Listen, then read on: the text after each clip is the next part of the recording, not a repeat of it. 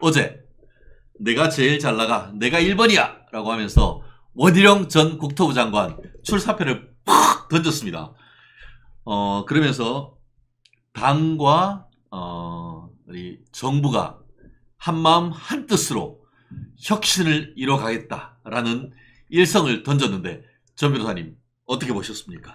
저 원희룡 장관이 엘살바도르였나요? 그 남미죠. 어디인가 특사로 가셨었어요. 얼마 전에. 그래서 원희룡 장관이 전당대회에 나갈 거라고는 다들 예상을 못했었는데 그렇죠. 그 주변에서 참모들은 계속 권했다는 거예요. 왜냐하면 원희룡 전 장관도 다음 대권을 염두에 두고 있는데 지금의 당대표가 돼봤자 윤석열 정부랑 같이 가면 대통령 지지율이 잘 나오면 모르겠지만 이 상태에서는 좋을 게 없고 그렇다고 민주당이 저렇게 탄핵하겠다고 파상 공세를 하는데 각을 세울 수도 없는 입장이잖아요. 그리고 또 지방선거 공천권도 없고 결국 남는 게 없는데 뭐하러 하냐. 그래서 원래는 그냥 비토하는 고사하는 그런 스탠스였는데 한동훈 장관이 불을 지폈잖아요. 전 장관이. 그러면서 원희룡 전 장관 측근 중에서도 많이 이렇게 참모들이 많이 그렇게 푸시를 했던 것 같아요. 근데 원희룡 전 장관은 얼마 전에 비서실장 하마평 있다가 없어졌고 그렇죠. 네.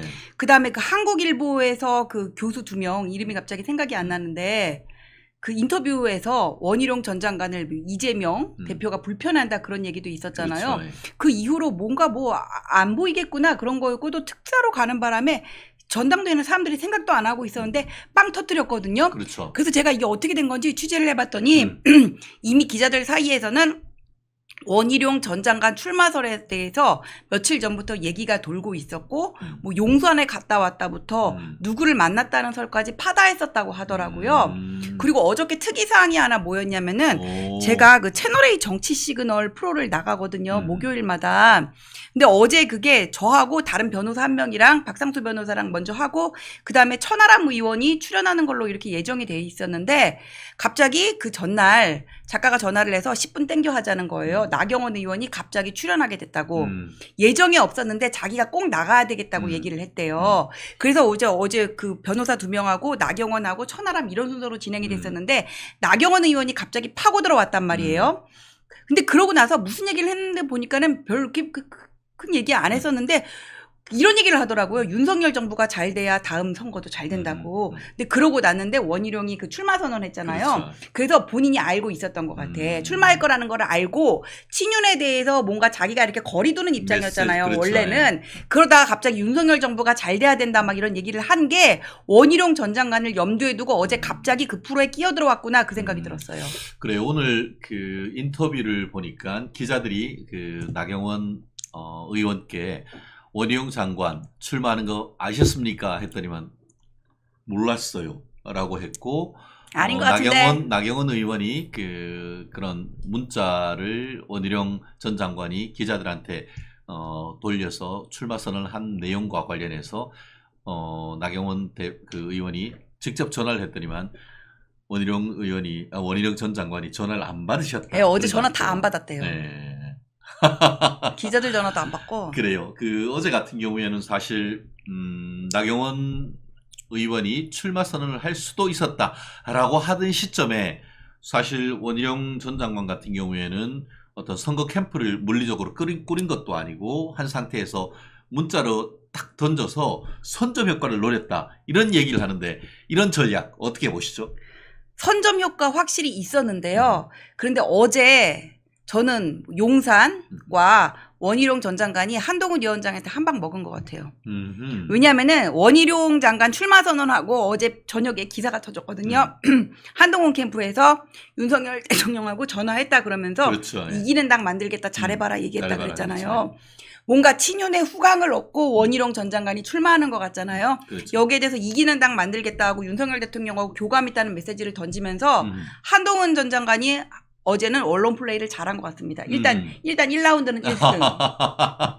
오, 보통은 원희룡 1승 이렇게 얘기했는데 아니요. 오히려 그거에 대해서 한동훈 전 비대위원장이 용산과 그러니까 용산이라면 윤석열 대통령과 통화를 해서 어떻게 보면 화해 메시지를 했고 그거에 대해서 열심히 하겠다라고 하니까 잘해봐라 라고 함으로써 오히려 예봉을 그러니까 이 원희룡의 예봉을 탁 치고 나오는 것을 바로 어제 오후 늦게 언론 보도를 통해서 한동훈 비대위원장이 그와 같은 선점 효과를 상당히 희석시켰다. 네. 어허. 그래요. 또 이런 구도 속에서 어대한, 어대훈, 뭐 어차피 당대표는 한동훈이다. 내지는 어차피 당대표는 한동훈이다. 뭐 이런 얘기에서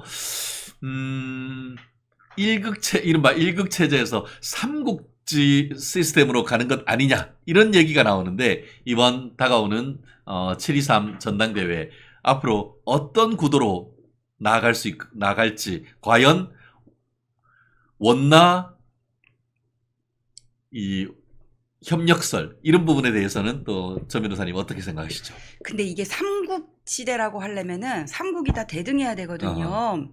근데 지금 다들 이렇게 뭔가 포지션이 조금 달라서 미묘한 차이가 있어서 그렇죠. 어떻게 보면은 균형을 이룰 거는 같지만은 가장 스탠스가 애매한 사람이 지금 나경원 의원이 되어버렸어요. 맞아요. 예. 예, 이게 구도는 전체적으로 볼 때는 뭔가 친윤 대 친한 이런 구도로 갔고 친나는 없었거든요. 그렇죠. 예. 그러니까 여기서 나경원 의원이 약간 좀 양쪽에 낀 뭔가 낙동강 오리알 신세가 돼버려서 계속 갈 수 있을지 저는 좀 의문이 들어요. 이게 비용 문제도 고려를 안 할 수가 없는 게 그렇죠. 예. 전당대회는 기탁금을 제외하고서라도 책임당원이 예를 들어서 뭐 80만이라고 볼 때 문자 한 번 보내는 게 짧게 보내는 30원, 뭐 사진까지 부착하고 보내면 50원이잖아요. 그거 아시잖아요, 변호사님께서도. 한 번 보내면 몇 천만 원 쑥 나갑니다. 예, 근데 이거를 한 번만 보내고 하는 게 아니라 최소 10번은 보낼 건데 한 번 문자 다 보내면은 4천만 원이에요. 10번 보내면 4억 원인데 건물 임대료부터 해가지고는 그렇죠. 여러 가지 돈이 들어가서 예. 저는 이게 나경원 의원이 지금 좀 마지막까지 고심을 하고 있지 않을까 싶고 어제 그 정치 시그널에 출연을 하셨을 때 앵커가 뭐 21일 날 출마 선언을 하신다는 얘기도 있고 이렇게 얘기를 했더니 고심 중이다. 이렇게 얘기를 했어요. 네네.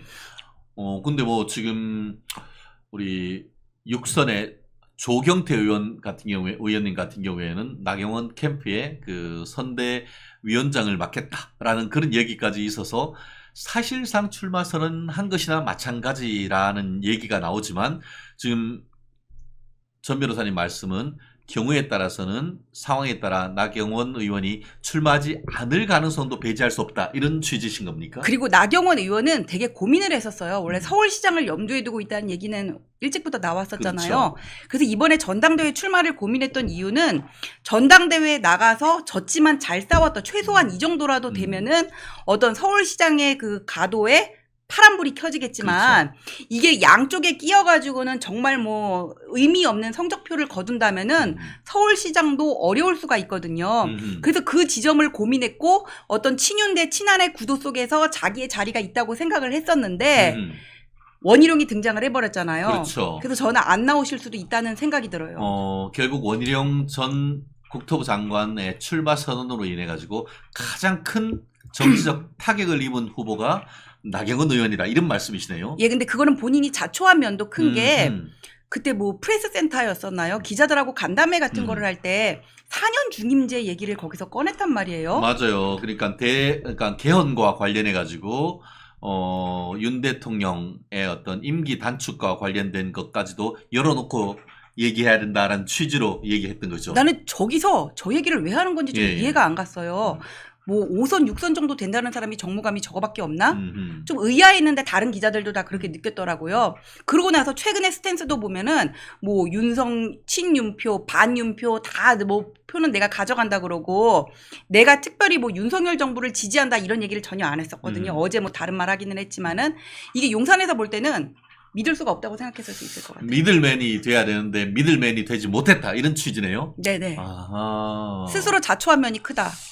근데 뭐, 원희룡 전 의원께서 출마 선언하기 전까지만 해도, 사실 어제 오전까지만 해도, 나경원 후보에 대해서 친윤들이, 도와줄 가능성에 대해서 가장 핵심적인 어떤 정치적 쟁점, 그렇게 해서 사실상 친한 반한 이런 구도로 해서 그 대표적 후보가 나경원 후보가 되지 않을까 그런 얘기가 됐었었는데. 왜냐 사람이 너무 없었으니까 음, 나경원이었지 지금은 상황이 달라졌다는 거예요. 그리고 조경태 의원이 선대위원장이라고 하셨는데 조경태 의원은 그 국민의힘 내부에서 어떤 주류는 아니거든요, 사실. 예전에 민주당에 계시다가 또 국민의힘으로 입당하시고 하셨죠. 그 예. 민주당에서 오셨던 분들 이번 총선에서 다 낙마했거든요. 근데 어쨌든 조경태 의원님은 또 살아남으셨죠. 아예 살아남으셨고 워낙에 저력이 있으시지만 어쨌거나 국민의힘에서 주류는 아니고 본인이 그런 세력을 가진 사람은 아니라는 얘기예요. 알겠습니다. 그러니까 오두막님, 이름이 좋으시네요. 친윤, 비윤 나누지 마세요. 그런 것 또한 분열하는 겁니다. 저도 하나는, 근데 그렇게 생각을 하거든요. 네네. 그래서 저는 한동훈 위원장이 일요일 날 출마 선언을 하는데 그때 최상병 특검법과 김건희 여사 특검법에 대해서 본인의 입장을 좀 명확하게 해야 되고 국민의 눈높이니 여론이니 그렇게 어물쩍 넘어가는 거는 저는 그냥 묵시적인 승인이라고 봐요. 야당 입장에 동조하는 거라고. 그래서 거기에 대한 입장을 분명히 해야 되고 지금 어떤 뭐 윤석열 대통령에 대해서 총선 기간이 아니잖아요. 그때는 정권 심판론이었지만 지금은 야당에서 지금 그때는 국민들이 정권을 심판했지만 지금은 야당에서 심판을 하고 있다는 건데 이럴 때는 내부가 하나로 뭉쳐야 되기 때문에 그런 어떤 무슨 특검에 대한 야당이 지금 공격을 하는 그런 포인트에 대해서 궤를 같이 하는 것처럼 보이면은 본인한테도 손해가 될 것이다. 그렇습니다. 저는 지금 이게 뭐 대통령 선거나 뭐 지방 선거가 아니고 80% 당원 그리고 20% 정도의 또 어떻게 보면 중도층에 대한 투표를 하는 그런 것이다라고 한다고 하면은 뭐 지금 전 변호사님 말씀하시는 것처럼 최상병 특검이나 아니면 김건희 여사에 대한 민주당의 어떤 공세 이런 부분에 대해서 과연 지난 총선 같은 스탠스를 할 것인지 아니면은 지금 전 변호사님 말씀하신 것처럼 똘똘 뭉쳐가지고 단일 대우로서 민주당의 부당한 정치적 공세에 대항하는 그런 스탠스를 할 것인지 아마 나름대로 내부적으로 이제 그 스탠스를 정했지 않을까 싶고요. 뭐 21일 해봤자 이번 주말입니다. 네, 일요일 오후 2시. 일요일 오후니까 그 어제 문자로 공지를 했었지 않습니까? 그런 내용을 통해서 한동훈 전 비대위원장의 목소리 직접 들을 수 있지 않을까 싶습니다. 어쨌든 민주당은 뭐 8월달 전당대회가 이재명 총재 추대식 아니면은 이재명 황제 등극식 뭐 이런 식으로 해서 사실 후보가 없잖아요. 그렇지만 국민의힘 같은 경우에는 지금 얘기하신 것처럼 한동훈 전 비대위원장, 나경원 전 원내대표, 또 원희룡 전 국토부 장관, 나아가 윤상현 의원을 비롯해서 정말 많은 분들이 나오시면서 이게 이른바 컨벤션 효과는 극대화되는 거 아닙니까? 그렇죠. 여기는 어벤져스죠, 이제는. 그렇죠. 예. 우리 어벤져스 화이팅 한번 할까요? 화이팅! 그래요. 우리 전 변호사님이 우리 국민의힘의 미래 그리고 또 통합 이런 부분을 얘기를 하시고 특히 현재 시국에서는 전당대회 또 불가피하게 서로 경쟁을 해야 되지만 서로 비난하기보다는 윤석열 정부와 한마음 한뜻이 돼가지고 또 나아가야 되는 이런 점에 대해서 제대로 짚어주신 것이 아닌가 생각합니다. 김보경님, 원희룡은 소신이 있다, 힘이 있다. 또 자스민님, 한동훈 지지합니다. 또 오두막님 서로 위로해주고 격려해주고 토닥거리며 하나가 되어야 됩니다. 라는 말씀해 주셨고요. 또 여러 가지 지금 말씀이 축축 있는데 K로즈님 어벤져스 한동훈 오빠 아웃 이런 말씀도 있고 여러 가지 의견이 있는 것은 제가 충분히 압니다. 그렇지만 그런 부분과 관련해서도 또 큰 틀에서 우리 국민의힘에 지금 나오는 분들은 다음 어떻게 보면 2년 뒤에 서울시장이 될 수도 있는 분이고 또 3년 뒤에 국민의힘의 대선 후보가 될 수 있는 아주 귀한 제목들입니다. 그렇기 때문에 우리가 경쟁을 하되 거기에서 지나친 감정적인 소비는 없어야 되는 것이 아닌가 생각을 합니다. 그렇기 때문에 지금 우리 제우스님 쓰고 계시죠? 상호 존중, 특정 인사에 대한 원석적 비난 좀 자제 부탁드리겠습니다. 제가 그래서 국민의힘 우리 당내 경선에 대해서는 당내 우리 전당대회에 대해서는 이슈가 사실 가장 핫함에도 불구하고 가급적 저희가 좀 적게 다루려고 하는 것이 이런 댓글에서의 어떤 여러 가지의 어떤 근데 원래 내부 싸움이 더 피 터져요. 그래요. 사실 민주당도 봐요. 친문 대 친이 그때. 그렇습니다. 그렇기 때문에 우리가 민주당이 왜 지금 친문 친이 돼가지고 저 지경이겠습니까?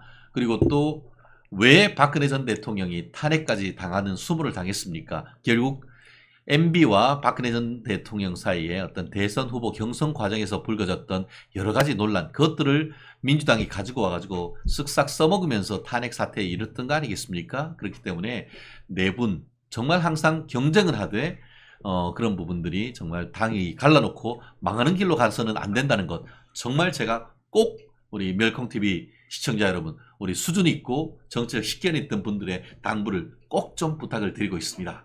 그렇습니다. 특히 이제 뭐 예쁜 마녀님, 윤석열 대통령님과의 대화, 통화, 의중 이런 것 언론에 올리는 것 삼가해야 될 것 같습니다. 라고 하면서 나팔수 짓, 녹취까지 까는 준떡이는 하나로 족합니다. 녹취 깐 사람 배현진 의원 또 하나 더 있었나? 이제 그만 까세요.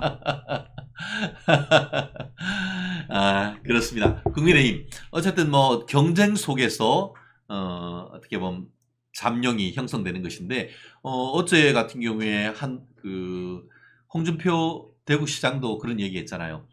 민주당이 문재인 대통령을 낳을 수 있었던 것도 다양한 후보들이 경쟁 속에서 나왔던 것이듯이 지금 이재명 1급 체제 국민의힘에게는 나쁘지 않다라고 할 만큼 국민의힘 내부에도 좋고 멋진 그런 재원들이 있는 건 아니겠습니까? 네, 맞습니다. 그때 이제 민주당은 이재명, 그다음에 갑자기 생각이 안 나요. 안희정, 문재인 있었고 여기는 홍준표 그렇죠. 대표밖에 없었거든요. 근데 되게 부러웠어, 저쪽에. 그렇죠. 그리고 그때 왜 대선 때 누가 만든 카드뉴스를 제가 본 적이 있는데 비교해가지고 이번에 윤석열 됐었는데 여기는 이재명 있고 추미애 있고 조국 있고 그다음에 또 누구였더라? 한 명 있고 여기에는 뭐 원희룡, 윤희수, 그다음에 윤석열, 한동훈 이런 사람 쫙 있는 거예요. 딱 비교가 되잖아. 그렇지. 예비 범죄자. 그렇습니다. 그렇기 때문에 국민의힘의 미래가 밝은 겁니다. 그렇기 때문에 이번에 열심히 싸우되 또 감정적인 소모는 좀 조심해야 된다라는 그 말씀 꼭 드리고 싶습니다. 민주당 김준혁이라고 아시죠? 수원정. 되게 억울하게 생기셨어. 되게 억울하게 생겼어. 생긴 거 가지고 그런 말 하면 안 되는데 나 억울해 좀 이런 표정이에요 항상. 그렇습니다. 그때는 틀렸고 지금은 맞다라고 하면서 이대생 성상납했다라는 말에 대해서 공천권 떨어질 것 같으니까 죄송합니다 했다가 이제는 거꾸로 너고소 하면서 이재명이하고 문재인하고 똑같은 짓 해요. 오히려 지금 이대생 성상납했다는 게 역사적으로 맞다라고 하고 또 그런 것을 고소했던 이화여대, 이화학당과 이화여대 동문회 측을 허위사실 유포에 의한 명예훼손죄로 고소했다는데 이게 도대체 무슨 말입니까 이게?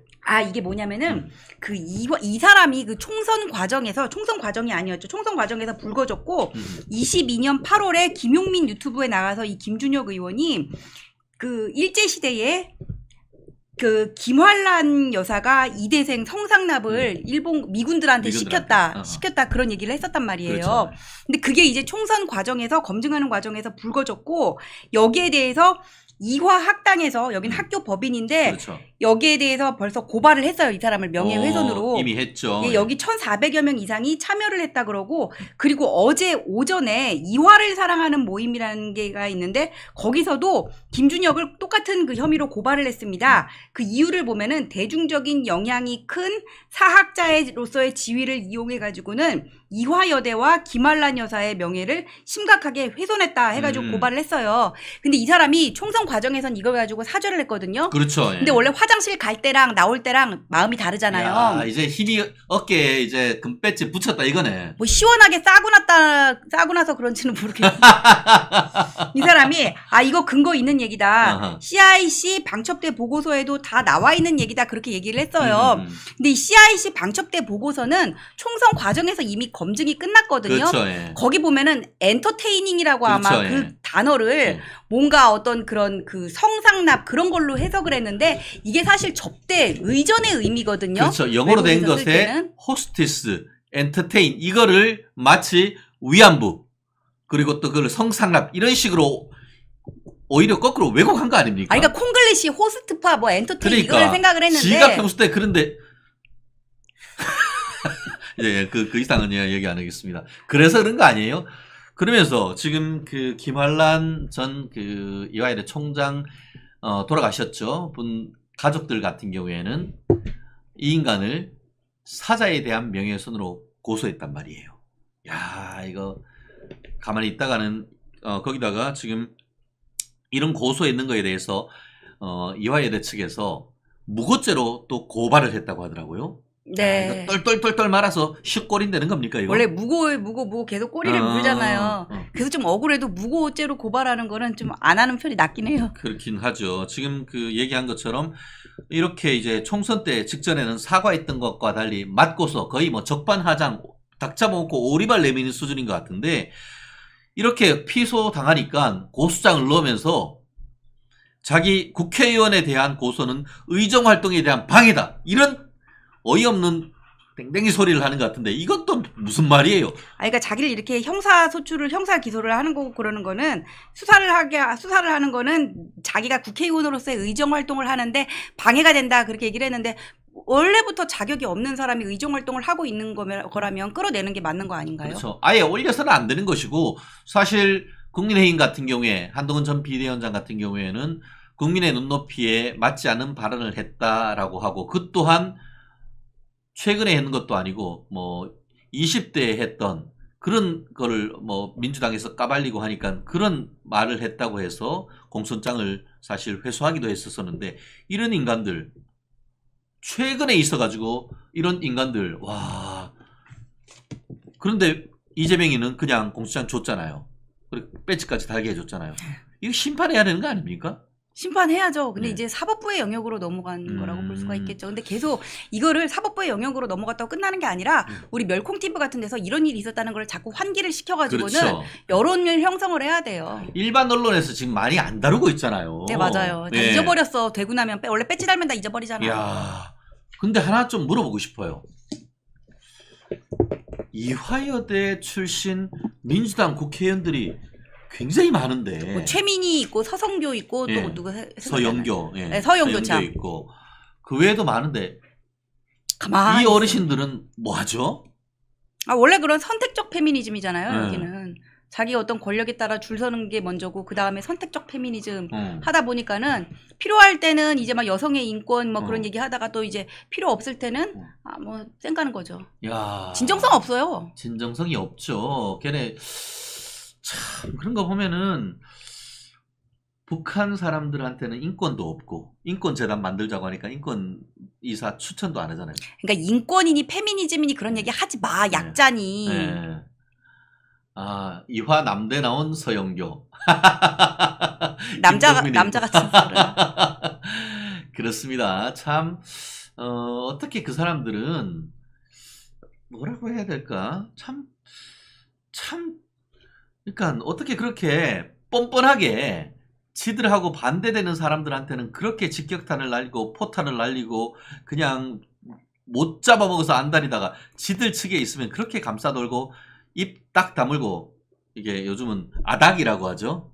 아무 말도 안 할 좀 약간 쪽팔리지 않을까요? 근데 이런 게 한두 번이 아니잖아요. 사실 박원순 시장 돌아가셨을 때부터 그때도 피해 호소인이라는 그렇죠. 말도 만들어냈고 그래서 저는 이게 몇십 년 동안 보수가 내세우는 가치가 무조건 이게 옳다고 생각을 했고 여기에 대해서 분명히 잘못된 부분이 있었거든요. 뭐 군부 탄압 같은 거는. 근데 여기에 대해서 막 말을 해도 그게 안 먹혔거든요. 근데 지금 시대가 좀 바뀌어가지고는 이제는 진보라고 얘기를 하는 게 맞는지 모르겠는데 어떤 좌파의 가치가 더 우월해지고 이런 것들의 균열이 생기고 완전히 부서지기까지는 좀 시간이 걸리는데 앞당기기 위해선 또 이제 멸콩 TV가 직접적으로 나서가지고 뭐가 잘못됐나를 조목조목 그렇습니다. 짚어봐야죠. 뭐 우리 전 변호사님도 나오셔가지고 그런 부분은 콕콕 찔러줘야 되는 건 아닙니까? 아 그래요. 참 이화여대 출신 국회의원님들 앞으로 이화남대라는 소리 듣기 전에 지금이라도 나와가지고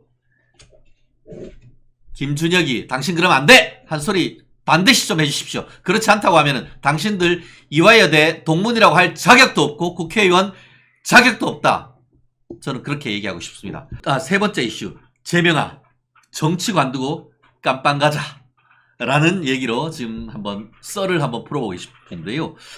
우리 오세훈 서울시장, 이게 민주당 최고위원이 민주당의 아버지는 이재명이다 라는 것에 대해 희대의 아첨이다 라고 하고 이참에 정치 관두심이 어떠시오 라고 시원하게 우리 오세훈 시장님 한번 글을 썼는데, 오 시장님 글 한번 보신 적 있습니까? 요런 발언, 이재명이 정치 관둬야 된다, 요거 어떻게 생각하십니까? 아, 이거 희대의 아첨 나온다고요? 네. 근데 제가 살면서 가장 이제 아부를 했던 데가 어디냐면은 연수원 다닐 때 그 연수원 교수님. 그때 맞아요. 그렇잖아요. 약간 맞아. 1인 체제야, 1인 체제. 그럼 그거 이게 평점 잘못 주면 우리 법원 검찰 못 가. 아, 그러니까 연수원 교수님한테 이렇게 다 의전도 있었어요. 그때는 맞아요. 남자 하나, 여자 하나 해가지고는 식당 가가지고 애들이 쫙 줄 맞춰서 앉아있어. 맨 위에 이렇게 조장이 네. 앉고. 그러면 이제 의전 둘이어가지고 연수원 교수님 딱 데리고 아, 나타나고 모시고. 그 의전이 차량이 없으면 택시라도 태워드렸어요. 맞아요. 예. 예, 그러니까 잡아가지고 딱 태워 모셔드리는 거야. 근데 그때도 난 아버지 소리는 안 했어. 그거 재밌는 거 아세요? 네? 이재명을 아버지라고 불렀던 강민구.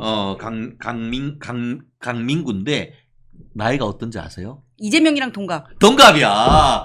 지 동갑을 아버님, 아바마마 하면서 폴더 인사를 했는데 이 제정신인 거예요, 이거. 아니, 그러니까 약간 이 사람들이 그 대학교 다닐 때 운동권이고 주체사상 공부한 사람들이 많잖아요. 맞아. 그러다 보니까 아바이 수령님 이런 거에 좀 어. 전도돼가지고 아버지 소리 나온 것 같거든요, 야. 저는.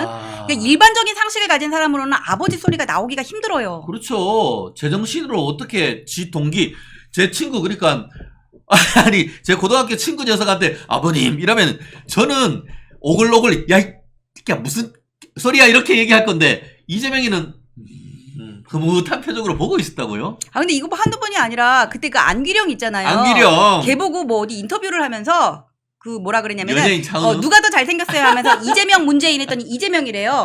이재명 조국 했더니 이재명이래요. 이재명 차은우 했더니 이재명이래요. 난 이런 거짓말은 진짜 못해. 이게 연예인 차은우가 아니, 한동훈 차은우 하면 당연히 차은우지. 그래요. 이게 우리 진중권 교수 같은 경우에는 페이스북에 아바이 수령, 이재명 만세 뭐 이런 얘기도 나중에 이러고 시작할 것 같아. 예, 최고위. 하일 히틀러 하듯이 하일 이재명 이럴 것 같아. 근데 북한에선 이거 아니잖아. 이건 독일이고 북한은 이건가? 아, 모르겠네. 근데 뭐 독일에서 나치 하듯 그런 그래서 약간 좀 오싹하지 않아요? 나치보다 북한이 더 무서워. 네. 그래요. 근데 도대체 이 인간은 왜 이러는 걸까요? 자기 지명직 최고위원 시켜줬거든요. 아, 계속 하고 싶은 거지. 그러다 나중에 배지도 달고 싶고. 이 사람이 그 민주당에서 대구 시당 위원장이더라고요. 그렇죠. 예. 시당위원장 아시다시피 민주당에서 대구 시당 위원장을 했던 사람, 그러니까 이 사람 바로 직전 대구 시당 위원장이 임미애라는 사람이었고 이번에 비례대표를 받아서 배지를 달았습니다. 아, 그 전철을 보고 싶구나. 그러니까 전철을 이렇게 보고 싶구나. 딸랑딸랑 해주니까 무슨 파블로프의 개처럼 뭐 짖으면 뭐 주고 하니까. 아니, 근데 국민의힘 같은 경우에는 이렇게 뭔가 당내 권력이 분산돼 있잖아요. 네. 그러다 보니까 한동훈 이거 잘못했어, 원희룡 이거 잘못했어, 우린 그렇지. 당당하게 얘기할 그렇죠. 수가 네. 있는데 그쪽은 권력이 집중돼 있으니까는 하이 이재명이라 되는 그렇죠. 거야. 권력 집중제, 수령 일당 체제, 수령을 부인임으로 모시는 이런 공산주의 사회 체제, 그리고 자유민주적 기본질서는 입법, 사법, 행정이 나뉘어 있지만 그 인간들은 공산당 일당 체제이면서 사법부도 인민위원회, 이런 식으로 해서 다 꾸리는 이번에 그런 거 아닙니까? 법사위에서 최상병 특검 관련해서 입법청문을 하는데 네. 다 불렀어요. 뭐 네. 이종섭 장관 신범철 네. 차관 불러놓고 거기도 조지겠다는 거야. 네. 얘네는 이게 인민재판이지 뭐 하는 거예요. 인민재판. 원래 입법청문은 전문가들 불러서 그렇죠. 하는 공청회잖아요. 그렇죠. 네. 아, 참 이거 참 이런 시스템, 이런 것이 과연 대한민국 87년 헌법 체제에 맞는 것인지, 민주당이 민주를 빙자해서 대한민국 헌법 체제를 뒤흔들고 있는 것이 아닌 것인지, 이 부분에 대해서 우리가 문제 제기하는 거 아닙니까? 맞아요. 근데 저는 그 입법청문 한다는 거 있잖아요. 다 불러가지고 망신 준다는 거 했으면 좋겠어요. 왜냐면 질문을 잘할 리가 없거든. 이모? 예? 이모? 아, 뭐 그런 얘기도 할 수도 있죠. 코인 투자하다가 이모 씨를 이모라고 부르는 이런 일을 할 것 같고. 아, 그 전당대회 이제 7월 23일로 확정이 됐잖아요. 그렇죠. 예. 근데 저는 내부의 적이 외부의 적보다 사실 더 무섭고 이 맞아요. 싸움이 피 튀겨요. 맞아요. 근데 저는 이게 싸울 때 싸우더라도 우리가 가져야 될 목표는 지향점은 결국 윤석열 정부의 성공이고 지방선거 대선 승리다. 이거를 좀 마음에 두고 있었으면 좋겠어요. 맞습니다. 너무 피 튀기게 싸워서 전부 다 망해버리면은 외부의 적하고 싸울 힘이 없어. 맞습니다. 그러니까 네네. 우리 싸워도 마음속에 전제로 삼아야 되는 거는 결국 윤석열 정부의 성공이고 지방선거 대선 때 찾아와야 될 것 아니에요. 총선에서 폭망한 거. 그거를 항상 염두에 두고 있으면 좋겠다. 그런 생각이 듭니다. 결국은 그렇게 녹취 인터뷰를 했었던 그 내용들 자체가 근본적으로 허위 사실을 갖고서는 인터뷰를 해갖고 여론을 만들어서 여론을 가지고서는 대선판에 대한 조작을 하려고 했었던 그런 사건이고, 네. 지금 이제 뭐 표현을 쓸 때 이제 안 그래도 좀 지적을 해주셨는데 MBC는 뭐 윤통 명예훼손이다 뭐 그렇게 의혹을 한다 표현을 쓰고 있잖아요. 그러게요. 제가 보니까 네네. MBC는 윤 대통령 명예훼손 의혹 김만배 신앙님 구속 이렇게 쓰고요. 네. 조선일보는 대선 여론 조작 김만배 신앙님 구속 이렇게 썼어요. 네네. 같은 구속인데 앞에 수식어가 달랐다. 네. 이유가 뭐냐는 거죠. 저는 뭐 이유에 앞서서 이런 얘기를 좀 하고 싶어요. 뭐죠? 제목을 김만배 게이트 이렇게 하거나 아니면 뉴스타파 여론 조작 사건 아니면 신앙님 게이트 이런 식으로 해갖고선 책임 있는 사람들의 이름이 언급이 되거나 해당되는 사안에서 명백하게 해놓고 그 사건 관련돼서 대선 여론 조작 사안이 이제 구속영장 발부가 됐다. 그렇죠. 이렇게 표현을 해야 사실 정확하다 생각이 되고요. 그렇죠. 지금처럼 마치 이게 윤 대통령이 명예훼손 의혹이 있다. 뭐 이런 식으로 달게 되면 이게 사실 혐의도 아니고 영장 발부된 사안에 대해서 네. 뭐 구체적인 사실관계가 아니라 마치 이게 뭔가 쟁점일 수 있는 것 네. 같은 이런 형태가 되는 거라서 MBC가 의도가 있었다. 의도가 있다. 그건 사실 가장 큰 문제가 뭐였냐면 네. 그 책이 하나 있지 않습니까? 네. 그 책 뭐더라? 대한민국을 지배하는 혼맥지도. 16,500원 정도 받으면 딱 될 것 같은데. 그렇죠. 1억 6,500만 원 준 사건이 터진 거 아닙니까? 그렇죠. 누가 납득을 하겠습니까? 해당되는 책 3권인가 뭐 가져가고 나서 이 책을 보니까 뭐 선수금으로 300을 줬는데 네. 나중에 보니까 뭐 이건 10억을 줘도 아깝지 않다. 이게 뭔 소리입니까? 이 망언이죠, 제가 볼 때는. 그렇죠. 네, 그런 형태로 일처리가 되니까 이게 결국은 인터뷰를 하고 그 인터뷰에 대한 내용들을 가치를 뭐 여러 군데에서 이제 의논을 해보거나 확인을 해보니 이 정도의 가치가 있을 것 같다라고 생각을 해서 그걸 돈을 줬다라는 취지로 충분히 해석이 될 수 있는 그런 상황 아닙니까? 그렇습니다. 그런 문제가 됐고 그 다음에 이제 뭐 이건 저보다 더 이제 이종근 평론가께서 더 잘 아시겠지만 그 사안 관련돼 갖고 뭐 당시에 이제 뭐 이게 몸통이 누구다?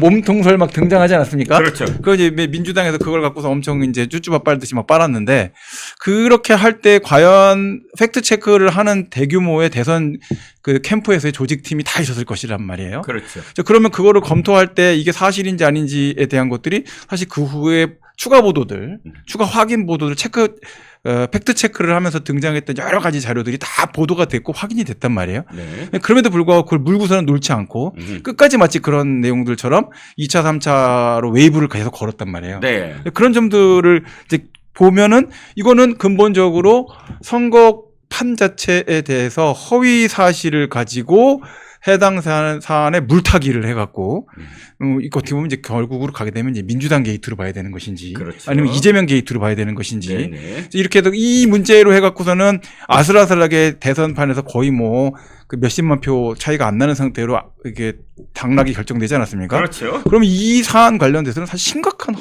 선거 조작 행위다라고 네. 봐갖고 이건 엄단해야 될 문제다. 이렇게 그렇습니다. 생각합니다. 네. 말씀하셨듯이 단순히 MBC는 이거를 윤석열 대통령의 명예훼손 의혹 사건으로 몰아가려는 의도가 너무 다분합니다. 하지만 이건 그런 문제가 아니죠. 그쵸. 자, 날짜 타임라인을 한번 보죠. 이 사람들이 만난 건 2023년 9월 달에 만났습니다. 그런데 9월 달에 만나서 마치 지네들이 인터뷰어와 인터뷰이인 것처럼 마치 무슨 이 신앙님이 무슨 기자인 것처럼 취재를 합니다. 취재를 해갖고 무슨 말을 하냐 하면 대장동 사건은요, 아이고 이재명이 아니고 윤석열이 부산저축은행 검사할 때 부산저축은행을 조우영이라는 사람을 봐줬기 때문에 이게 대장동이 이렇게 된 거예요. 라는 식의 인터뷰를 합니다. 네. 그런데 이 자들이 6개월 동안이나 이것을 언론에 보도를 안 하고 바로 3월 9일 2024년 그 다음에죠. 바로 제가 지금 저 헬스가 틀렸습니다. 죄송합니다. 2021년과 2022년 그러니까 선거가 이런 건 2022년이죠. 죄송합니다. 2021년 9월 달에 만나서 2022년 3월 달에 보도가 된 거죠. 제가 횟수를 잘못 말씀드렸습니다. 그러고서 사흘 전에 보도를 해서 마치 대장동이 윤석열 대통령의 몸통이다라는 것처럼 이 인터뷰가 나가게 만들어서 대선에 영향을 미친 상황이다라는 것이고요. 그러니까 이게 말씀하셨듯이 대선 여론 조작 사건이다. 이렇게 규정을 하는 게 맞고요. 그런데 문제는 이겁니다. 이 두 사람이 과연 두 사람의 조작으로만 이루어졌느냐. 그게 아니다. 바로 김만배가 2021년 10월 달에 대장동과 관련된 업자들에게 이렇게 얘기했다는 거예요. 뭐라고 얘기했다? 아유, 대선 프레임을 한번 바꾸려고 하는데 돈이 많이 든다. 자, 두 가지예요. 대선 프레임을 바꾸려고 한다라는 아예 자신의 의도가 드러났다. 라는 것과 두 번째는 돈이 많이 든다. 1억 5천만 원이나 들었다. 신앙님한테 돈 준 게 대선 프레임을 바꾸려고 돈 준 거다. 라는 게 진술로 나와 있다는 거예요. 김만배 씨 돈도 많았을 텐데.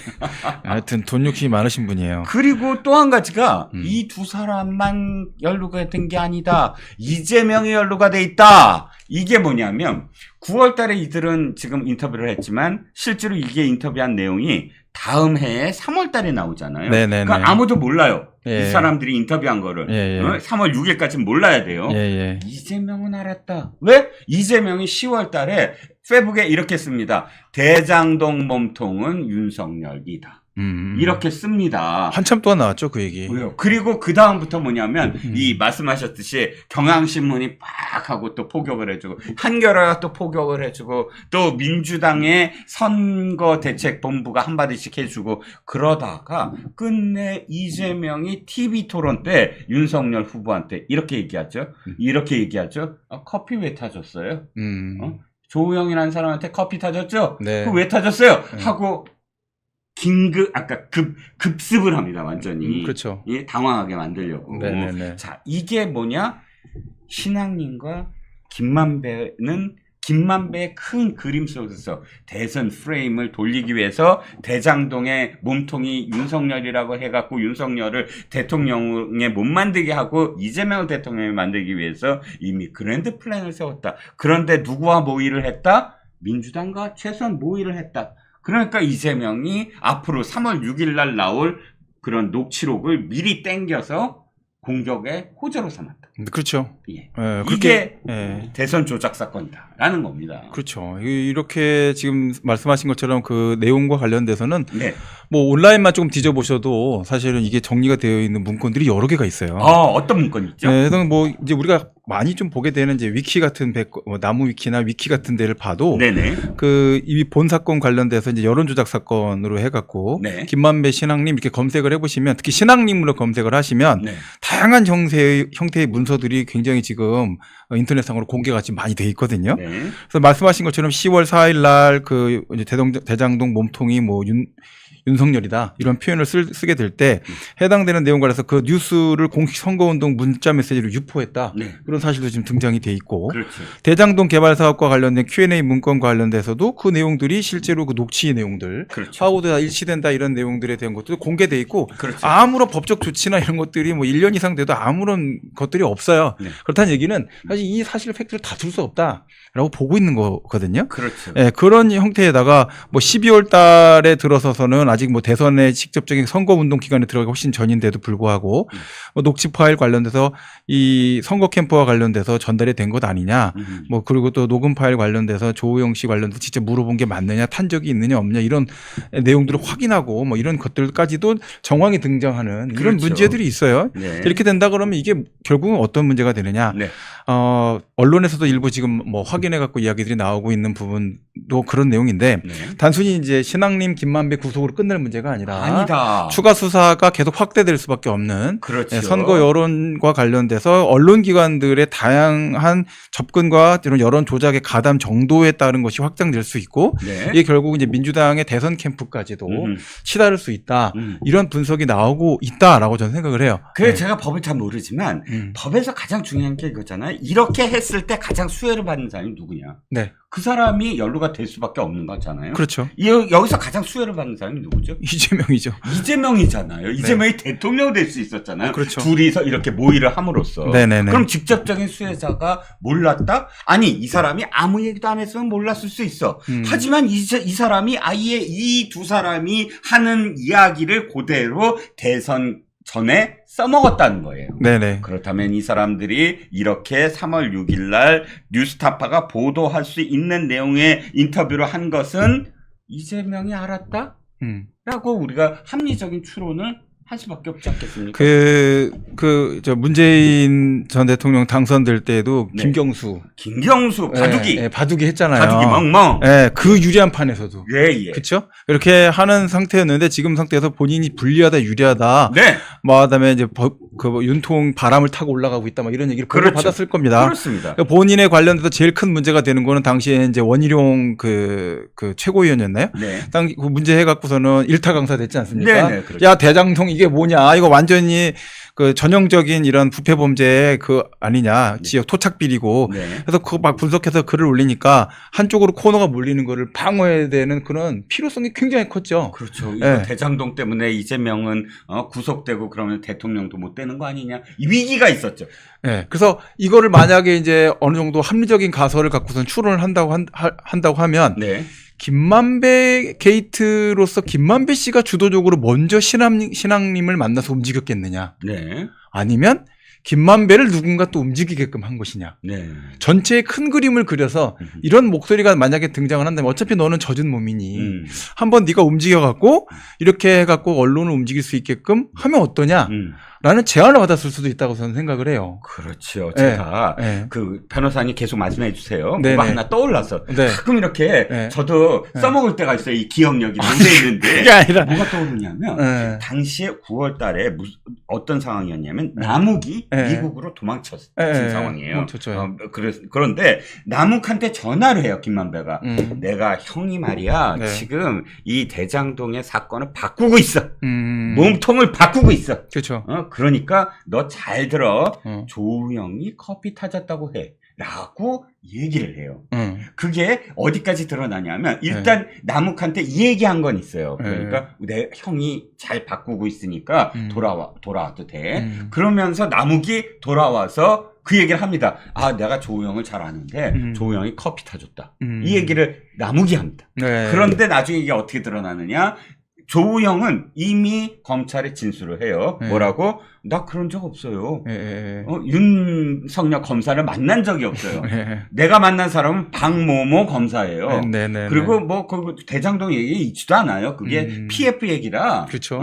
이 대장동에는 상관도 없어요. 이 얘기는 이미 진술을 한단 말이죠. 검찰에. 네. 그러니까 남욱이 그렇게 지금 인터뷰를 하고 막 떠들고 다니니까 대질신문을 해요. 네. 근데 대질신문 하고 나자마자 남욱이 시인을 합니다. 아니 나 어디서 들은 얘기에 불과하지 내가 그쵸. 모르는 얘기예요. 네. 자 그러면 다시 돌아갈게요. 말씀해 주세요. 네.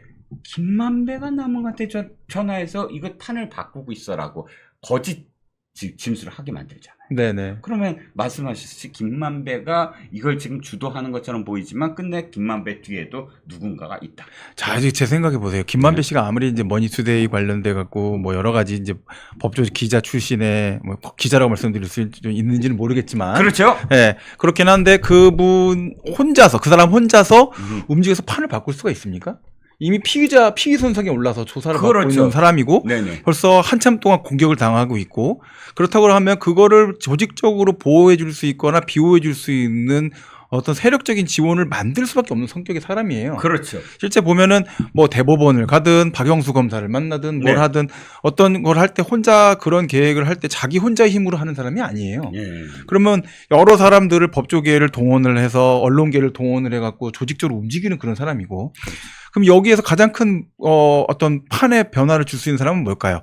피의자로서 지목되고 있는 사람에 대한 그 문제로부터 자신이 피봇, 완전히 확 돌아설 수 있는 방법은 딱 한 가지밖에 없죠. 어떤 거죠? 수사를 하고 있는 사람 또는 그 문제와 관련돼서 문제 제기를 하고 있는 쪽이 사실은 범인이다. 아하. 라고 하는 형태의 피봇을 걸고 싶은 마음이 있을 거라 생각이 되고 그렇죠. 그런 물타기에 대한 문제가 사실은 이거는 저도 완전히 추정이긴 하지만 그 윤석열 대통령 부친의 집을 사고 뭐 하는 문제로부터 사실은 미리부터 포석을 깔아서 움직였을 수도 있다. 그렇죠. 이런 생각도 좀 들기도 하고. 아하. 네, 그러니까 이 사안 관련돼서는 보면은 구체적인 아이디어를 처음 시작한 거는 김만배 씨가 시작됐을 수도 있지만 그렇죠. 중간에 그 아이디어를 구체화하는 작업에는 많은 설계자들이 들어갔을 거다. 아. 네, 그런 생각이 좀 듭니다. 그렇죠. 저는 합리적인 추론이라고 계속 주장할 수밖에 없는 게 김만배와 신앙님이 만난 이후부터 완전히 조직적인 두 갈래가 보여요. 하나는 언론들, 네. 이 좌파 언론들이 조직적으로 정말 뭐 한 주에 한 언론씩 이거를 폭격을 같이 가해주고 네. 그 다음에 움직인 게 대선 캠프, 이재명의 대선 캠프가 조직적으로 사무총장 한마디 하고 그 다음에는 또 원내대표가 한마디 하고 네. 이렇게 계속 이 사건을 계속 키우거든요. 네네. 자, 그러면 김만배가 민주당의 지도부로 움직일 수 있어요? 김만배가 전화 걸어서 내가 여기까지 했으니까 좀 이렇게 도와줘 할 수 있나요? 지금 봐서는 뭐 전혀 가능성 없는 얘기예요. 가능성이 없는 얘기잖아요. 네네네. 그리고 이렇게 언론들도 아무리 김만배가 머니투데이 있었다고 하더라도 그렇죠. 에이 제가 이거 잘 알아요.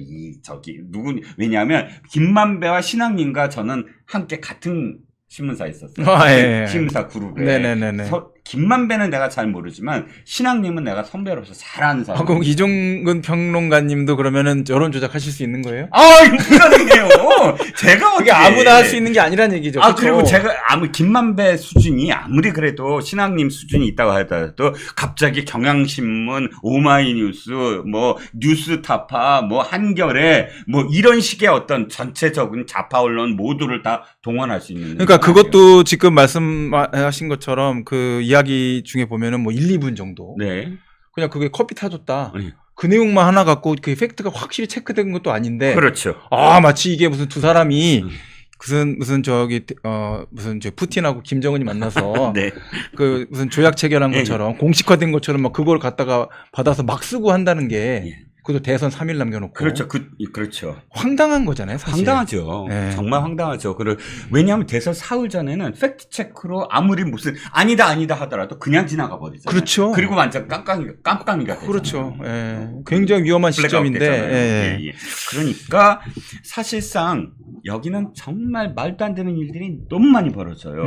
같은 한국일보 그룹에 있었으니까 제가 네네네. 너무 잘 아는데 신앙님과 김만배는 하늘과 땅 차이의 기수예요. 언론사는 원래 기수거든요. 그러니까 한국일보 그룹은 서울경제신문, 일간스포츠, 한국일보, 소년한국일보, 코리아타임스가 같은 기수로 취급을 해요. 네. 예를 들어서 52기 그러면 52기가 다 같은 기수예요. 머니투데이는요, 그러면?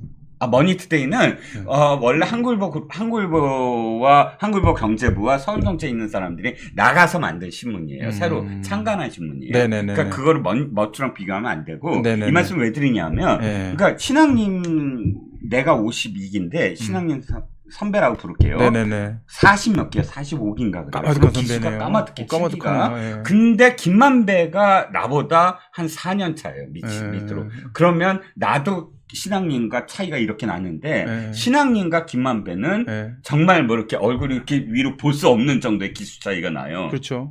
그런데 녹취를 들어보시면 참 희한한 게 마치 신앙님이 김만배를 형용하는 것 같은 맞아요. 저도 그런 느낌, 그런 느낌 식의 받아요. 어떤 네. 대화가 나와요. 네, 맞아요. 그러면 나같이 한국일보 기수의 어떤 아는 사람은 저건 말도 안 되는 조작이야. 라고 할 수밖에 없어요. 김만배는 뭐 하늘 같은 선배예요. 신앙님이. 그렇죠. 근데 신앙님이 김만배한테 무슨 형 뭐 이렇게 이런 식의 어떤 그러니까 저 같아도 그럴 것 코칭을 하고 같아요. 대화를 네, 불가능한. 연수원 기수가 한 10몇 개 기수 정도 차이가 나는 분을 네. 만나 뵀다. 예. 그럼 아무리 뭐 그분이 지금 쇠락했어도 네. 선배님 잘 계셨습니까? 뭐 님자는 안 붙이고. 그리고 이제 뭐 그죠. 기자분들은 선배 하시더라고요. 예. 근데 그리고 그 관련돼서 아무리 뭐 그분이 지금 현재 어떻고 제가 어떻고 이래도 뭐 김만배 씨도 당시 상황이 뭐 그렇게 좋은 상황은 아니잖아요. 그렇죠. 피의자로 수사받고 있는 처지에 예. 이제 그런 상태에서 사실은 그 사람 대화 두 분 사이의 대화를 보면은 사실은 친구라고 해도 그렇죠. 모방할 것 같은. 예. 그리고 예. 의도가 있는 그런 질문과 의도가 있는 답변이 처음부터 끝까지 쫙 흘러가요. 상황이. 네. 그런데 이 사람들의 어떤 기수차 이렇게 보면 완전히 이거는 만들려고 작정을 했구나라는 생각이 들거든요. 네네네. 그러면 다시 돌아보죠. 네. 자, 핵심은 그겁니다. 이 두 사람이 조작을 했건 안 했건 간에 이은 배우가 있다. 더 수사를 해야 된다. 이 두 사람만 딱 해갖고 나온 게 아니라 그 이후에 이 프레임 대장동은 윤석열이 몸통이다라는 프레임을 만들기 위해서 정말 온갖 플롯들과 서사가 쌓인다. 네. 그러면 그 플롯과 서사가 쌓이게 만들어준 이 두 사람의 배우는 분명히 있을 거다. 그 배우를 찾아야 된다. 그렇죠. 예. 지금 그 협조 관계와 관련돼서도 사실 사건과 관련돼서 언론이라는 데는 사실 확인을 해야 될 의무가 있는 거죠. 그렇죠. 그리고 지금 이와 같은 내용에 대해서 사실 민주당에서 당시에 이제 대선에서 프레임을 굉장히 크게 걸고 있었다고 한다면 그렇죠. 더더군다나 팩트 체크가 제대로 있었어야 되는 그런 문제고. 그렇습니다. 이 상태에서 이렇게 대충 블라인드를 걸어놓고 나서 인터뷰했던 내용들에 대해서 조우영 씨 인터뷰도 안 해보고 나서 뭐 타줬다 안 타줬다 막 이러면서 타준 게 맞다. 근데 그 전에 사실 뭐 JTBC에서도 이렇게 조우영 씨와 그 커피 타주고 이런 게 사실이 아니다. 이거 확인됐던 문제들도 있지 않았습니까? 당시 조우영이 전혀 그렇지 않다라는 것을 JTBC의 복모 기자도 알고 있었는데 네. 알고 있었음에도 불구하고 마치 조우영이 윤석열 검사한테 그런 대접을 받았다라는 식으로 보도를 했어요.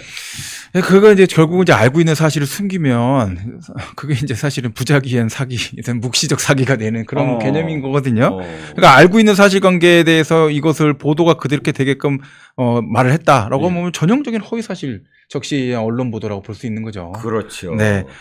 자, 그러면 실제로 이 판사는 뭐 어떤 근거로 어떤 이유로 지금 구속을 했습니까? 지금 이 사건 관련돼서 이제 증거인멸과 도주의 우려가 있다. 이렇게 판단을 해갖고 영장을 발부를 했고요.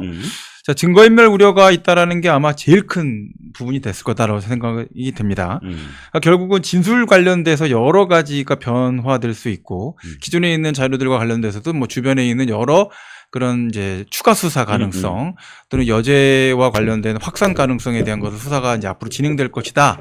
근데 그 과정에서 실제 존재했었던 이와 같은 허위 사실과 관련된 뭐 여론 조작 또는 김만배 게이트 뭐 이렇게 신앙님 게이트와 같은 이 사건에 대한 수사를 방해할 우려가 있다라고 본 거다. 네. 그러니까 두 사람에 대한 구속이 필요하고 범죄 중대성 측면에서 봤을 때도 사실은 대선의 결과가 굉장히 박빙이었기 때문에 이 문제에 대한 거를 법원 입장에서는 선거의 공정성이라는 측면에서 결국 이제 빼놓고 갈 수가 없는 그런 문제가 있는 거죠. 예, 제가 하나 변호사님께 더 여쭤볼게요. 판사는 김석범 영장전담부장 판사인데 배임 증수죄와 정보통신망법상 명예훼손, 범죄수익은닉 규제법 위반, 청탁금지법 위반 등 혐의라고 했으니 이게 끝일 텐데 혐의에 네네. 검사는 이렇게 얘기했대요. 재판부에 선거제도를 훼손하는 중대범죄다라고 얘기했대요. 근데 지금 적시한 건 선거 제도를 훼손하는 중대범죄라는 내용은 없어요. 이게 어떤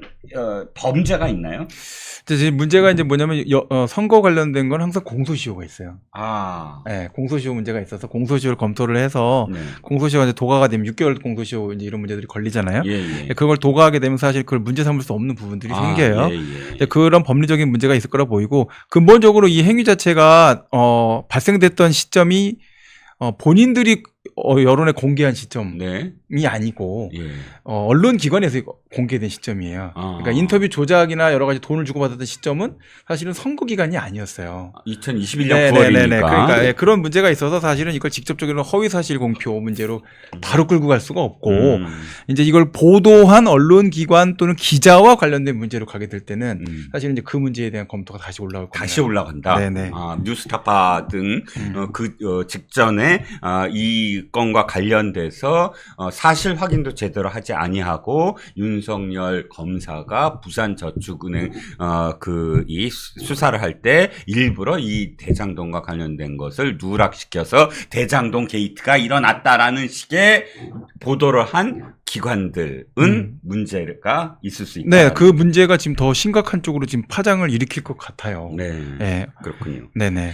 자, 그러면 어찌됐든 다시 확인을 좀 해보고 싶어요. 네. 이재명과 관련된 수사로 확산될 수 있습니까?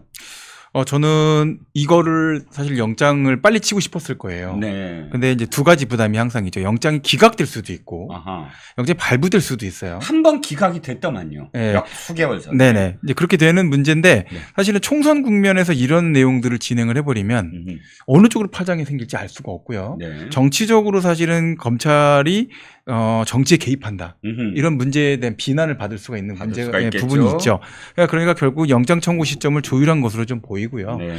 그 실제 이제 보면은 뭐 여러 언론기관에 대한 압수수색 영장을 계속 청구해 갖고 그 관련돼서 여러 가지 문제들이 이제 증거들을 수집을 했는데 네. 사실 그거 자료들을 이제 수집을 하고 수사의 확대 범위와 네. 관련된 것들을 내부에서 계속 고민을 많이 했을 거고 네. 또 이제 중앙지검도 중앙지검장의 이제 그 임명이나 이런 것들을 통해서 네. 인사이동이 또 있지 않았습니까? 그렇죠. 이제 그러고 나서 이제 정비를 하고 나서 구속이 되면 사실 20일 안에 기소를 해야 되니까 그 기소와 관련된 시점에 대한 조율까지도 다 해서 사안을 정리를 하고 그리고 나서 이제 영장 청구를 했다라고 봐야 되겠죠. 그래서 시간이 좀 걸렸고 네. 이런 점에서 보면은 지금 이제 언론기관들 관련된 문제들을 수사를 하고 확장을 해 나가다 보면 네. 여기에서 이제 대선 관련해서 민주당의 대선 캠프와 관련된 문제가 연결이 되면 네. 거기에서 이제 다시 이재명 대표와 관련된 연결고리들이 등장할 수 있다 이렇게 생각을 합니다. 이재명 대표 또 추가 기소가 가능할 수사가 이루어지고 있다라는 이야기고요.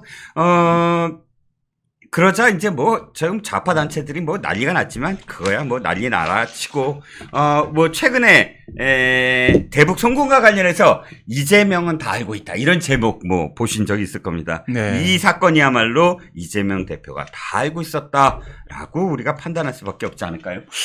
이분이 옆에 그 공천하실 때도 보셨잖아요. 예. 사람 안 믿는 것 같아요. 일일이 다 확인하시지 않을까요? 중요한 문제잖아요. 그렇죠. 네, 상대방 거꾸로 드릴 수 있는 굉장히 블록 카운터가 들어왔다. 카운터 블록. 카운터 블록가 들어왔다. 그렇게 네. 될 때 그때 이걸 확인 안 했겠습니까? 당연한 거겠죠.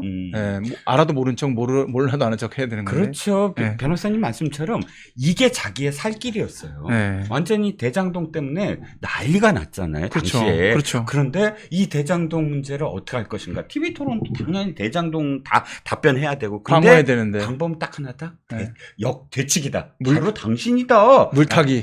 네. 바로 되칠 수 있는 가장 큰 호재를 김만배가 제공을 했다. 그러면 그거를 이재명은 이용을 했다. 그런데도 모를 수 있느냐가 저는 핵심일 것 같습니다. 그렇죠. 이제 그렇게 되면 그 문제와 관련되는 여러 가지 이제 법적인 책임을 연결시켜 갖고 다시 한 번 더 물어볼 수 있는 상태가 되겠죠. 예. 하나만 더 여쭤볼게요. 네. 이 그 범죄자들이 가장 힘든 순간이 감옥에 있다가 나왔다가 다시 들어가는 순간이래요. 네네.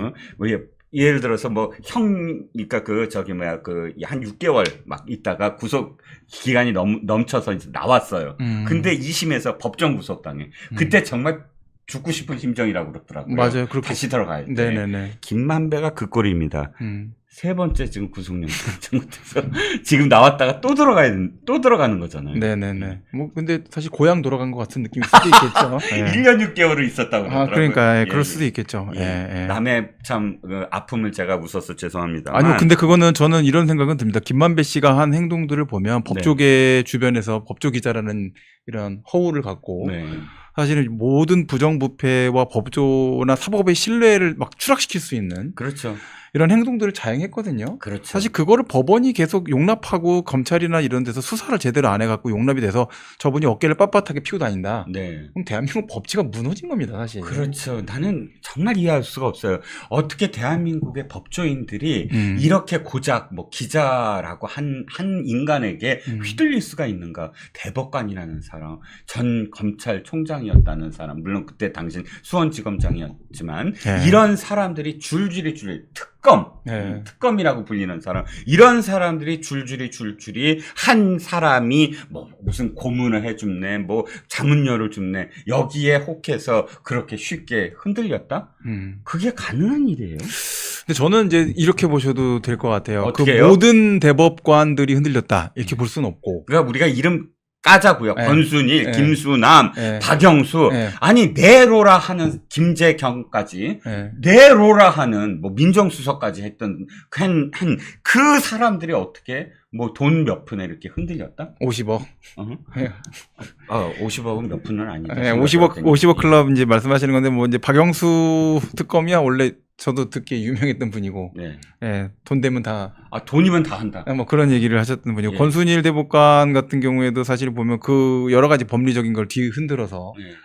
지금도 보면 이제 허위사실 공표와 죄송합니다. 나라를 망친 사람이에요. 그때 그 사람이 제대로 법리와 증거에 의해서 대법원의 판결, 그러니까 이재명에 대한 판결을 2심처럼, 죄송해요, 화내서. 아니에요. 2심의 유죄 판결처럼 그걸 그대로 받아들였다면 나라 꼴이 이렇게 안 돼서 그래요. 그렇죠. 예. 예, 그 여러 가지의 상황과 관련돼서 사실은 문제가 있었던 거죠. 예. 그리고 그거는 이제 법조에 구성하고 있는 법관들이나 검사들 중에서 막 다수를 구성하는 건 아니고, 그렇죠. 예, 소수의 검사들과 소수의 법관들이었는데, 사실은 뭐 그런 소수가 워낙 영향력이 있었다 보니까, 그렇죠. 또 그리고 희대의 인물을 만나서 예, 서로 엉키다 보니 여기까지 왔고, 김만배라는 사람만 역사에 크게 남기는 이런. 그러니까 네. 변호사님 말씀처럼 이것을 제대로 단죄하지 않는다면 우리는 이런 인간들이 또다시 생겨나서 뭐 그 대법관부터 검찰총장 출신부터 해서 휘둘리는 그런 사회를 또 만나거든요. 자정 능력이 없는 사회다. 네. 라는 평가를 받게 되는 거죠, 역사적으로. 그렇죠. 그러니까 네. 제대로 영장 전담 판사가 영장을 냈다고 생각을 하고요. 단순히 영장을 낸 게 아니라 이 자의 진짜 온갖 그 사법부 흔들기가 낱낱이 드러나고 흔들렸던 그 명망 있는 법조인들이 정말로 단죄를 받아야 된다고 저는 생각합니다. 그래야죠. 지금 상태에서 이번에 그 총선 결과를 보고서도 다른 많은 국가들과 많은 분들이 충격받지 않았습니까? 그렇죠. 범죄자들이 네. 뻔뻔하게 주장을 해도 정치 보복을 하러 권력을 이용하는. 그래도 당선되고 네. 뭐 저렇게 문제를 막 다 만들어도 당선이 되고 네. 이렇게 해갖고서 그냥 감정이나 분노에 의해서 네. 표심이 막 표출되는 걸 보고서는 많은 충격들을 받았고 해외에서도 아마 그런 문제에 대해서 굉장히 많이 분석들을 한 것으로 저는 알고 있거든요. 그렇습니다. 자, 이 문제는 사실은 우리가 우리 시대에 해결해야 될 굉장히 중요한 법치의 과제고요. 그렇죠. 예, 그거는 단순히 법조인들만의 문제라고 생각은 되지 않고 네. 국민들과 같이 해결해 나가야 되는, 같이 마음을 합심을 하고 연대를 해서 해결해 나가야 되는 굉장히 중요한 과제다라고 생각합니다. 그렇습니다. 시청자 여러분, 김만배와 신앙님 이 두 사람의 지금 구속은 단순히 이 두 사람이 만나서 1억 5천만 원 주고 대장동의 몸통을 이렇게 바꿉시다가 아니라 한 나라의 민주주의를 망가뜨리려고 작정을 했고 또 그럼으로써 자신들의 범죄 행위를 덮고 범죄자의 대통령 만들기를 도왔던 그런 사건입니다. 그리고 거기에 또 동조했던 많은 법조인들이 있고요. 그래서 이것이 바로 잡혀야만 다시는 이런 일이 벌어지지 않을 거라고 생각을 해서 지금 많은 시간을 들여서 또 변호사님의 어떤 도움 말씀으로 한번 다뤄봤습니다. 두 번째는 이겁니다. 마침내 드디어 끝내 이 정당 이재명 방탄을 위해서 한밤중에 갑자기 모여갖고 9시 반에 소집했더니 최고위원들 다 나왔어. 그래갖고 우리 다 같이 이재명 방탄을 위해서 뭐 특검을 어떻게 하자라고 모의를 했는데 오늘 최혜병 특검 통과됐는데요. 아예 대통령실 압수수색 하겠다고 그 법률안에 대놓고 만들었네요. 네네네. 자, 이제 이렇게 이제 특검 관련된 사안이 이제 전국을 이렇게까지 도배하는 거는 네. 사실은 21대, 22대 국회의 특징인 것 같습니다. 그렇죠. 네. 근데 보통은 이제 특검이라는 사안 관련돼 갖고는 전체적인 이런 문제까지 가야 될 사안은 전혀 아니라 생각하고 네. 더구나 이제 이거 왜 그런 문제가 있느냐면 네. 특검법 자체를 처음으로 만들어서 시행했었던 국가가 미국인데 그렇습니까? 네, 미국이에요? 네, 미국인데 미국에서도 이 문제와 관련돼서 이제 유명했던 워터게이트 사건. 그렇군요. 네, 거기서부터 시작이 됐던 것인데 네. 그 한 번을 빼고 네. 나머지는 사실 정치적으로만 이용이 되고 예. 그리고 이제 삼권 분립과 관련돼서 과연 이게 타당하냐, 네. 실효성이 있느냐, 예. 그리고 정파적으로 이용되고 정치적으로만 이용돼서 예. 국민 분열만 가속시킨다. 예. 이렇게 되는 위헌 논란까지 겹쳐서 우리가 도입을 하는 그 시점 직전이나 그 무렵인 99년도 6월 달에 미국은 특검을 폐지했어요. 그렇습니까? 네. 없어진 네. 거군요. 국회에서 이걸 하는 게 아닙니다. 지금. 법의 예외로 지금 인정되면서 위헌적인 어떤 네, 그렇습니다. 있잖아요. 그러니까 결국은 이제 특검이라는 제도가 지금 우리나라에서도 지금 운영되는 걸 보게 되면 네.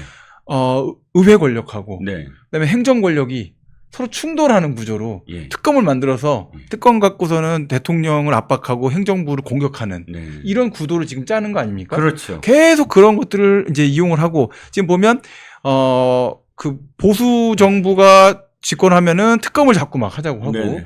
그게 반대로 해갖고서는 이제 민주당 정권이 장악에 들어가게 되고 이런 상태가 되면은 그때는 또 특검을 하자는 얘기가 싹 들어가요. 그렇죠. 네, 왜냐하면 이 보수당 쪽에서는 특검이라는 제도가 폐해가 있다는 걸 아니까 네네. 그거에 대해서 막 강경하게 주장하는 목소리를 안 하고 그걸 통해서 특검이 한번 시도가 되고 정리가 되면 수사기관 다 또 형해화되고 무너지고 그렇죠. 예. 뭐 그러자고 하는 과정에서 뭐 공수처까지 만들지 않았습니까? 그렇죠. 근데 공수처 만들고 검찰 뭐 해갖고서는 검경 수사권 조정 다 해갖고 수사권 무력화시키고 공수처도 뭐 어떻게 이상하게 뭐 짓담하는 것처럼 해놓고 나서 네. 이제 와서 뭐 검찰 수사를 못 믿겠다. 예. 특검하자. 예.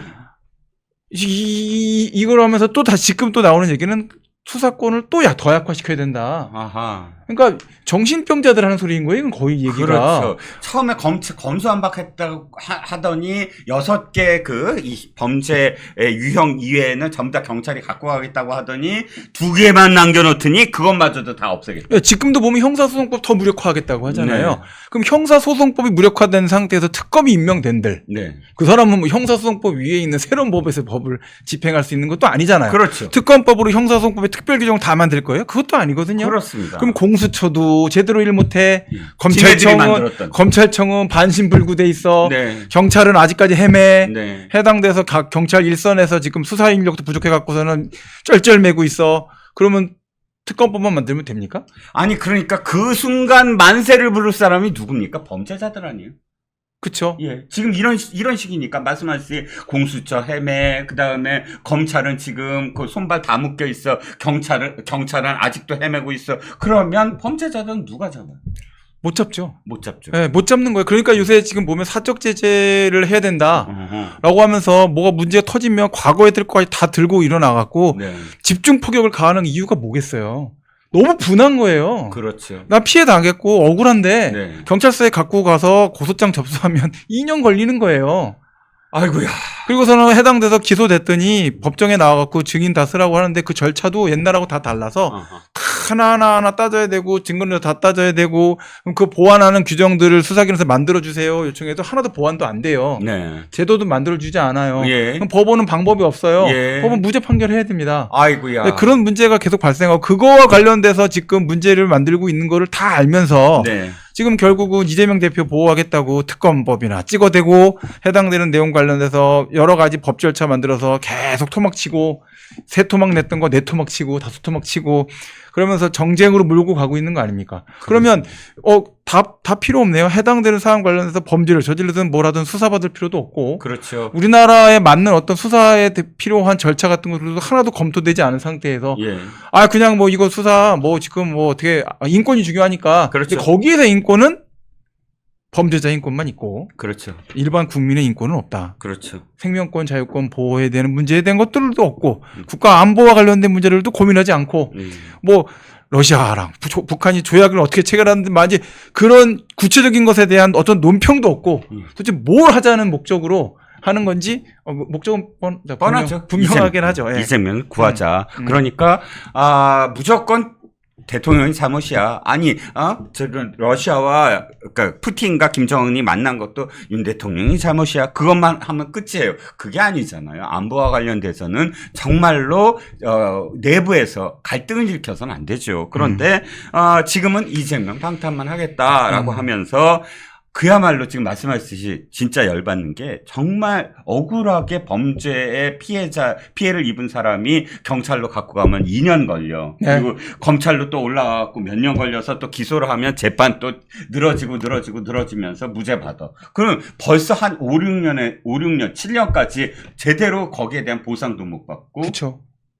그냥 피해자만 억울한 상황이 그렇죠. 돼버린다는 거죠. 피해를 수사기관에 호소할 수 없다. 경찰에 호소하기 어렵다. 네. 그리고 실제 이제 그거 관련돼서 범죄가 인구가 줄고 있고 생산 가능 인구가 줄고 청년이 줄는데도 네.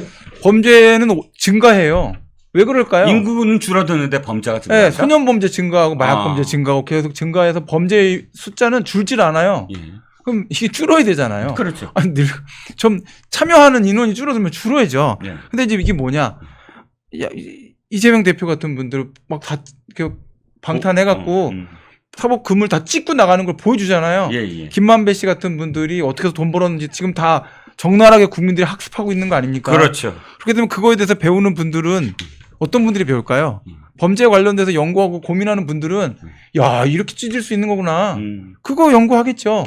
그러니까 결국은 법을 준수하는 놈만 그러니까 분만 바보가 되는 거예요. 맞습니다. 그러니까 그런 세상을 지금 스스로 만들면서 그 입법과 관련돼서 국민을 위한다, 민생을 위한다 얘기하면 그 민생이 누구의 민생을 위하는 겁니까 도대체? 그렇죠. 지금 말씀 정말 저 공감을 합니다. 중요한 건 민생 있는데 지금 어제 오늘 뭐 이렇게 벌어진 일들을 보시자고요. 다 이재명 방탄과 윤 대통령 공격하는 특검들을 만들어서 그 다음에 그것과 관련된 청문회 하겠다라고 막 장관들 불러대 이런데 중요한 건 이겁니다. 그렇게 민생을 얘기했으면서 그러면 25만 원 난 반대하지만 25만 원을 줘야 되는 이유에 대해서 청문회 한 적 있나요? 공론회장으로 만든 적 있나요? 없어요. 없어요. 민생과 관련해서 지금 물가 올라 그런데 물가가 오르면 물가를 잡겠다는 그런 의지를 보이면서 공청회 한 적 있나요? 없어요. 없죠. 공청회 청문회는 모두 다 이재명 방탄과 윤 대통령 공격.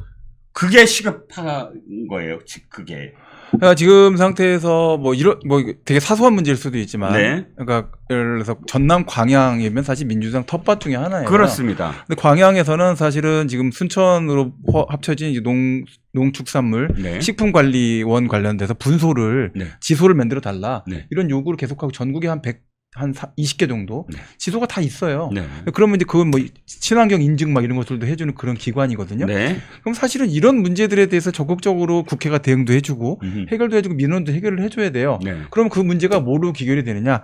결국은 친환경 인증 뭐 이런 것들을 봐면서 농산품 자체가 시장에 잘 공급될 수 있게끔 해서 물가 안정에 도움이 되는 이런 구조를 갖게 되는 거죠. 그렇죠. 그리고 그 관련돼서 어떤 것들을 수입을 할 것인지 수입하지 않을 것인지 농산물 생산과 관련돼서 어떤 부분들을 정리해주고 농촌진흥청을 어떻게 도와주고 네. 농협 관련돼서 어떻게 푸싱을 해갖고 지원을 해줄 것인지 네. 이런 노력들을 해갖고 민생 전체적인 물가와 전체 안정을 국가적인 협의사항으로 만들겠다 하면 아마 이 지금 윤석열 대통령이 이끌고 있는 행정부 네. 또 지금 우리 그 총리가 이끌고 계신 그 행정부에서는 아마 적극적으로 협조를 할 거예요. 그렇습니다. 근데 그런 내용은 전혀 하지도 않고 특검하는 거, 방탄하는 거, 형소법 관련된 거, 뭐 북한 관련돼서 뭐 방해하고 전단금지법 관련돼서 위헌돼도 위헌된 것도 모르고 네. 이런 것들에 대해서 정쟁만 일삼는 쪽으로 하면서 네. 결국은 대통령 빨리 탄핵시켜서 끌어내려야지. 네. 대선 구도 만들면은 지금 상태에서 대통령 선거하면 우리가 이긴다. 네. 뭐 이런 생각만 하고 있으니까 이게 결국은 사안 관련해서 갖고는 도대체가 민생에 관심이 있다라고 말할 수가 없다라고 저는 보는 거죠. 그렇습니다. 그런데 이 와중에 밤 9시 반에 최고위원회를 열어서 지금 특검과 관련돼서 어떻게 할 것인가라는 대책 회의를 열었답니다. 제가 보기엔 딱 이런 느낌이에요. 그러니까 이재명과 관련해서 아버지 얘기도 나오고 여론이 굉장히 어렵지 않습니까? 여기에다가 그 공소장도 나오고 하니까 이거 빨리 특검을 어떻게든 추진하고 더 가열차게 대통령실을 괴롭혀야지, 그 대책회의를 한 게 아닌가라는 생각도 들고요.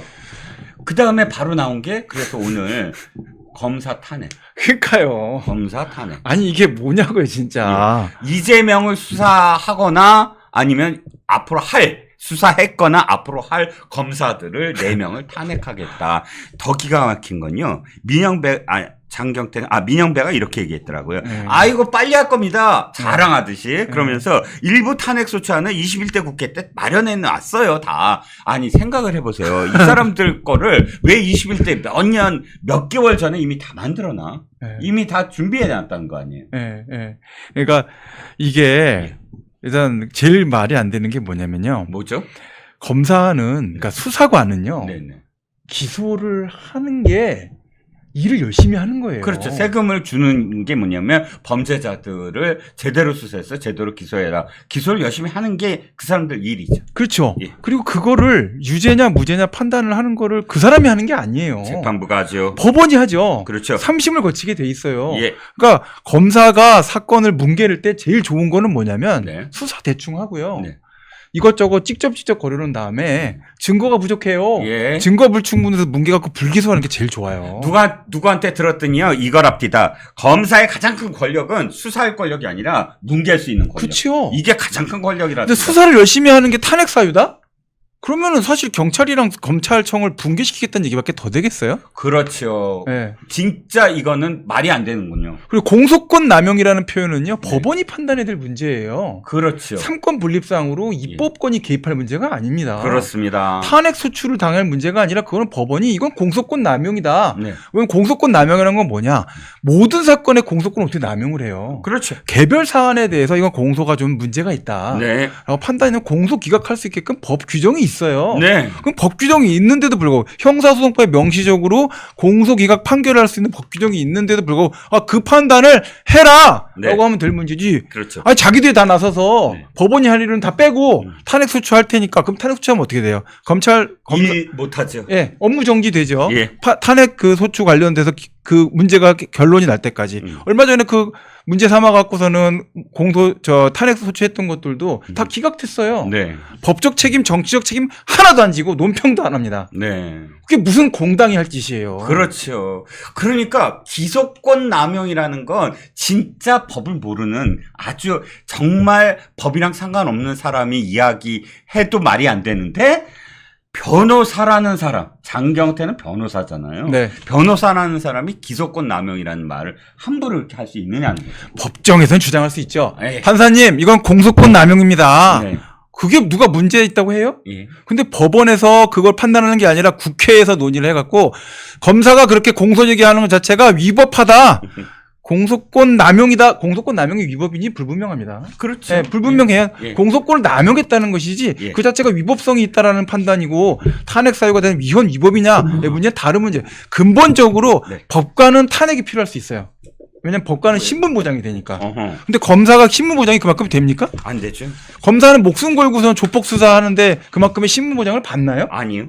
경찰은 신분 보장을 받나요? 아니요. 근데 행정 공무원 관련돼서 수사권을 갖고 행사하는 이 사람들을 네. 탄핵 소추의 대상으로 만드는 것 자체도 사실은 좀 무리예요. 그렇죠. 그거는 검사를 보호하기 위해서 검찰정보에 그런 조항을 넣는지는 모르겠지만 네. 현실적으로 보면 이렇게 행동할 때는 검사를 보호하는 게 아닙니다. 그렇죠. 검사는 그러면 신분상으로도 아무런 보장이 안 되고 독립성도 별로 없는 상태에서 그런 형태에서 탄핵 소추까지 당할 수 있는 상태의 정치적인 위험까지 노출돼 있어요. 네. 그럼 어떻게 일을 언제 하라는 겁니까? 일하지 말라는 거죠. 그러니까요. 이렇게 해서 겁줘서 결국은 검찰청을 굴복시키겠다라는 거 아닙니까? 그러니까 범죄자들만 정말 이재명 아버지 감사합니다라고 이야기할 수밖에 없는 세상을 지금 만들어가고 있다라는 것이고요. 오늘 저는 또 굉장히 중요한 말씀을 해주신 거예요.